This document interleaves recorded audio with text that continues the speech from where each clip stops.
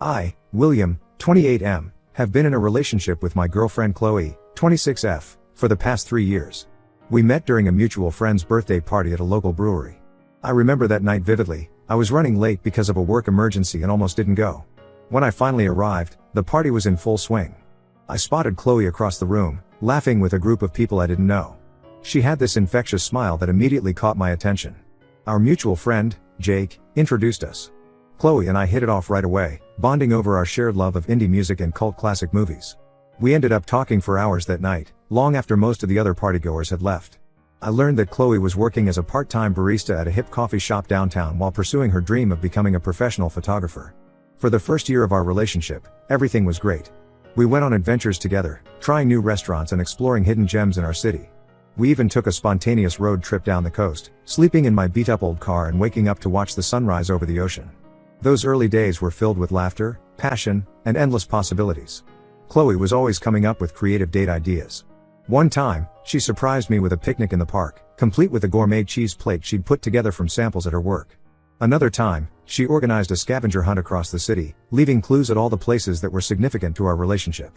Her enthusiasm and zest for life were infectious, and I found myself falling deeper in love with her every day. However, as time went on, I started noticing some concerning patterns in Chloe's behavior. About 6 months into our relationship, she quit her job at the coffee shop. She said the early mornings were interfering with her photography, and she wanted to focus on building her portfolio. I supported her decision, thinking it was a brave move to pursue her passion. But months passed, and Chloe didn't seem to be making any progress with her photography. She talked about grand plans, setting up a home studio, starting a website, reaching out to local galleries, but none of these ideas ever materialized. Instead, she spent most of her days at home, scrolling through social media and binge-watching TV shows. At first, I tried to be understanding. I knew how hard it could be to break into a creative field. I encouraged her to take small steps, like practicing her skills or researching photography contests she could enter. But whenever I brought up these suggestions, Chloe would get defensive. She'd say I was pressuring her or that I didn't understand her creative process. As our second anniversary approached, I realized Chloe hadn't worked or earned any income in over a year. She was living with her parents, who covered all her expenses. They seemed content to support her indefinitely, never pushing her to find a job or contribute to the household. I, on the other hand, had been working hard at my job in marketing. I'd recently been promoted to team lead, which meant longer hours and more responsibilities. I was trying to save up for our future together, dreaming of the day we could get our own place. The disparity in our situation started to create tension. When we went out, I always paid for everything because Chloe never had any money of her own. She'd often ask me to buy her things or take her places, and I felt guilty saying no. But at the same time, I was becoming resentful. Why was I working so hard while Chloe seemed content to do nothing? I tried to encourage Chloe to look for jobs, even if they weren't related to photography. I suggested she might take some online courses to improve her skills or expand her options. But she always had excuses. The job market was tough. She wasn't feeling well. She was waiting for the right opportunity to come along. Things came to a head last month when I suggested we move in together. I thought it might motivate Chloe to start contributing financially. To my surprise, she was excited about the idea but assumed I'd be covering all the expenses. When I explained that we'd need to split the rent and bills, she got upset and accused me of not supporting her dreams. That argument led to a bigger discussion about our future. I opened up about my concerns, explaining that I wanted a partner who was ambitious and self-sufficient, someone who could contribute to building a life together. Chloe accused me of being materialistic and said that if I really loved her, I would support her unconditionally. The thing is, I do love Chloe. When things are good between us, they're really good. We still have those moments of connection that remind me why I fell for her in the first place. Last week, we spent an afternoon at the beach, and for a few hours, it felt like old times. We laughed, we talked about our dreams, and I could see glimpses of the vibrant, creative woman I fell in love with. But those moments are becoming rarer, overshadowed by the growing resentment and frustration I feel. I can't shake the feeling that I'm being taken advantage of. I want to build a future with Chloe, but I'm not sure if that's possible if she's not willing to put in the effort. I've tried talking to her about my concerns multiple times, but the conversations always end the same way. Chloe either gets defensive or makes vague promises to change that never materialize. Her parents don't seem to see a problem with the situation and continue to enable her behavior. I'm torn because I care deeply for Chloe, and I remember how things used to be between us. I keep hoping that she'll snap out of this phase and become the motivated, ambitious person I know she can be. But with each passing day, that hope fades a little more. I'm not sure what to do. Part of me thinks I should give Chloe an ultimatum. Either she starts taking steps to become financially independent, or we need to reevaluate our relationship. But another part of me worries that this would be unfair or controlling. I don't want to force Chloe into a life she doesn't want, but I also can't continue in a relationship where I feel like I'm the only one invested in our future. Am I being unreasonable in my expectations? How can I address this issue without coming across as unsupportive or materialistic? Is there a way to motivate Chloe without pressuring her? I want to build a future with her, but I'm starting to wonder if our visions for that future are compatible. Any advice would be appreciated. I feel like I'm at a crossroads, and I'm not sure which path to take. Update 1. It's been about a month since my original post, and I wanted to provide an update on the situation with Chloe. After reading the comments on my original post, I realized I needed to have a serious conversation with Chloe about our future. I spent several days thinking about how to approach the topic without causing another argument. Finally, I invited her over to my place for dinner, hoping that a relaxed setting might make the conversation easier. I cooked Chloe's favorite meal, homemade lasagna with garlic bread. As we ate, we chatted about casual things, recalling about some of our favorite memories together. After dinner, I suggested we take a walk in the nearby park. It was a beautiful evening, and I thought the neutral territory might help keep things calm. As we walked, I gently brought up my concerns. I started by telling Chloe how much I loved her and how I valued our relationship. Then, as calmly as I could, I explained that I was worried about the direction our relationship was taking. I told her that I wanted a partner who could contribute equally to our life together, both emotionally and financially. Chloe's initial reaction was defensive, just as I'd feared. She accused me of not understanding her creative process and said that I was trying to force her into a conventional lifestyle. But as we continued talking, walking slowly around the park, her tone began to change. To my surprise, she admitted that she had been feeling lost and unsure about her future for a while. Chloe opened up about how seeing her friends progress in their careers while she remained stagnant had been affecting her self-esteem. She confessed that her lack of direction had been causing her anxiety, which in turn made it harder for her to take action. It was a cycle she felt trapped in. As we sat on a park bench, watching the sun set, I suggested that we come up with a plan together. We spent the next few hours brainstorming ideas for how Chloe could start moving towards financial independence while still pursuing her passion for photography. We agreed that she would start by looking for part-time work to bring in some income while still having time for her art. She also decided to reach out to a local community center that offered affordable art classes to see if she could teach a beginner's photography course. It would be a way to share her skills and potentially network with other artists. For the next couple of weeks, things seemed to be improving. Chloe applied for a few jobs and even had an interview at a local bookstore. She also started posting more regularly on her photography Instagram account, engaging with other photographers and building her online presence. She attended a local art fair where she spoke with some gallery owners about potentially displaying her work. Although nothing concrete came from these conversations, Chloe seemed energized by the experience. She started talking about organizing her own exhibition, something she hadn't mentioned in months. However, as the third week rolled around, I noticed Chloe's enthusiasm waning. She started making excuses for why she couldn't go to job interviews. She'd say she wasn't feeling well or that something had come up with her family.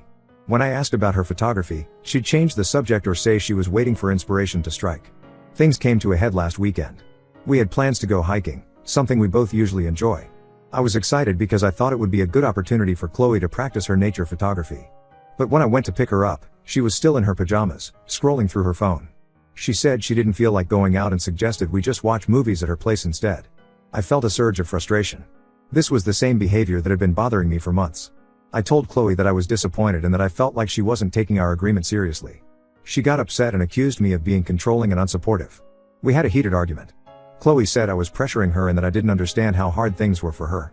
She brought up how her parents never pushed her this way, implying that my expectations were unreasonable. I countered that I had been patient and supportive for years, but that I needed to see some effort from her side. The argument ended with Chloe asking me to leave. She said she needed some space to think things over. I left feeling angry and hurt, but also somewhat relieved that everything was out in the open. It's been 3 days since then, and Chloe hasn't reached out. I've been replaying our argument in my head, wondering if I was too harsh or if I should have approached things differently. Part of me wants to call her and apologize, to try and smooth things over. But another part of me feels like this might be the wake-up call Chloe needs. I'm torn between giving her the space she asked for and feeling like I need to push for a resolution. I care about Chloe, and I can see that she's struggling. But I'm also starting to wonder if we're truly compatible in the long term. Can I build a future with someone who seems unable or unwilling to take responsibility for their own life? I'm not sure what the next step should be. Part of me thinks I should wait for Chloe to contact me, to see if she's willing to make changes. Another part of me feels like I need to be proactive and maybe even consider ending the relationship if things don't improve. Any advice on how to proceed would be appreciated. I feel like I'm at a crossroads, and I'm not sure which path to take. Update 2. It's been 2 weeks since my last update, and a lot has happened. I wanted to share the latest developments in my situation with Chloe. After our argument, Chloe and I didn't speak for almost a week. It was a difficult and anxious time for me. I found myself constantly checking my phone, hoping for a message from her. I threw myself into work, staying late at the office to avoid going home to an empty apartment. My colleagues noticed something was off, but I didn't feel ready to talk about it. Finally, after 6 days of silence, Chloe reached out. She sent a text asking if we could meet at the local park where we had our first kiss. I agreed, feeling a mix of relief and apprehension. When I arrived at the park, I found Chloe sitting on our usual bench, feeding the ducks. She looked tired and subdued, a far cry from the vibrant woman I fell in love with. As I sat down next to her, I noticed she was wearing the necklace I gave her for our first anniversary, a small silver camera pendant. It gave me a glimmer of hope. Chloe started by apologizing for her reaction during our last conversation. She admitted that she had been avoiding dealing with her issues and that my concerns had forced her to confront some uncomfortable truths about herself. Then, she revealed something that took me completely by surprise. Chloe told me that she had been struggling with depression for the past year but had been hiding it from everyone, including me. She said she was embarrassed about her lack of progress in life and that it had created a cycle of avoidance and self-doubt. Some days, she could barely get out of bed, let alone work on her photography or look for a job. I was shocked that I hadn't realized the extent of her struggles. Looking back, I could see the signs: her lack of energy, her avoidance of social situations, her decreased interest in things she used to love. I felt guilty for not seeing it earlier, but I also felt frustrated that Chloe hadn't confided in me sooner. We talked for hours, going over our relationship and our individual goals. Chloe said she wanted to make changes but wasn't sure where to start. She felt overwhelmed by the idea of job hunting or building her photography career while also dealing with her depression. I suggested that she might benefit from talking to a professional who could help her work through her depression and develop strategies for moving forward. To my surprise, Chloe agreed. She said she had been considering it for a while but had been too afraid to take that step. We looked up some local counselors on my phone right there in the park, and Chloe made an appointment for the following week. We also discussed our relationship. I explained that while I cared deeply for her, I needed to see concrete changes if we were going to have a future together. Chloe understood and asked if I would be willing to support her through this process of getting help and finding direction. I agreed, but with some conditions. I told Chloe that I needed to see consistent effort from her side. We came up with a plan. Chloe would attend counseling regularly, start volunteering at a local community center to gain some work experience, and set aside time each week to work on her photography portfolio. In return, I promised to be patient and supportive, but I also made it clear that I wouldn't continue the relationship indefinitely if I didn't see progress. We agreed to check in every couple of weeks to discuss how things were going and adjust our plan if needed. It's been a week since the conversation, and so far, Chloe seems to be sticking to our agreement. She went to her first counseling session and said it was helpful, if uncomfortable. She's also reached out to the community center about volunteer opportunities and has started organizing her old photography equipment. I'm cautiously optimistic, but I also know we have a long road ahead of us. Chloe's issues won't be solved overnight, and I'm trying to manage my expectations. I care about her and want to support her, but I'm also aware that I need to look out for my own well-being and future. I'm still not sure if Chloe and I will make it in the long term, but I feel like we're at least moving in a positive direction now. I'm hoping that with professional help and a clear plan, Chloe will be able to work through her depression and find her path. I'll continue to update as things progress. Thank you to everyone who's offered advice and support through this challenging time.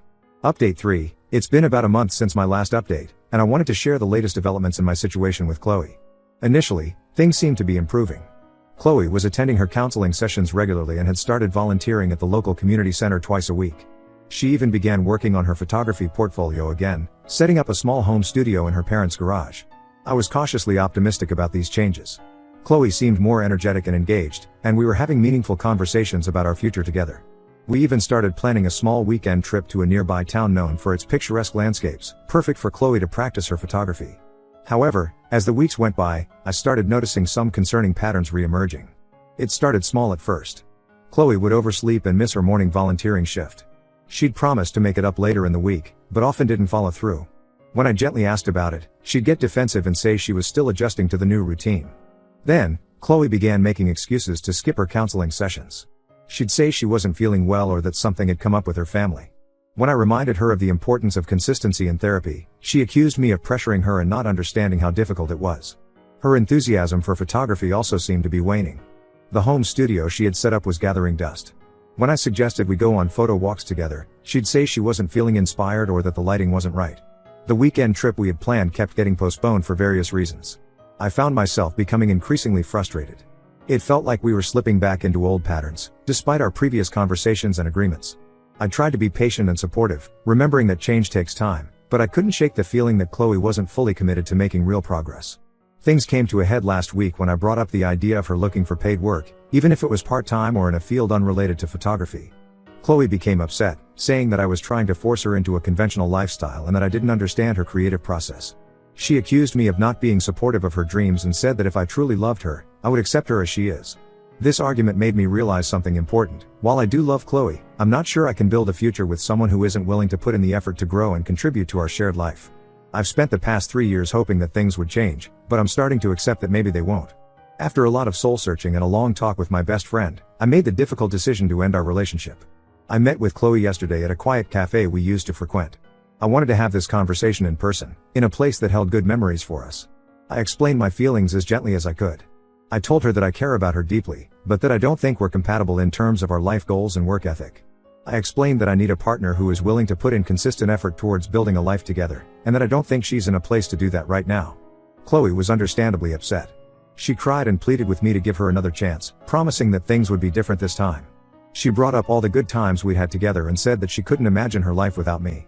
For a moment, I wavered, remembering all the reasons I fell in love with her. But then I reminded myself of the past few months and how nothing had really changed despite multiple chances. I stood firm in my decision, though it broke my heart to see her so distraught. I suggested that we both take some time apart to work on ourselves. I encouraged Chloe to continue with her therapy and to focus on finding what truly makes her happy. As we said our goodbyes, Chloe asked if we could stay friends. I told her that while I care about her, I think we both need some space to heal and move forward. Maybe in the future, we could consider a friendship, but for now, it's best if we go our separate ways. Walking away from that cafe was one of the hardest things I've ever done. Despite the problems in our relationship, Chloe has been a huge part of my life for the past 3 years. I know there will be moments in the coming days and weeks when I'll second guess my decision, when I'll be tempted to call her and try to work things out. But deep down, I know this is the right choice for both of us. I need to focus on my own growth and find a partner whose goals and values align with mine.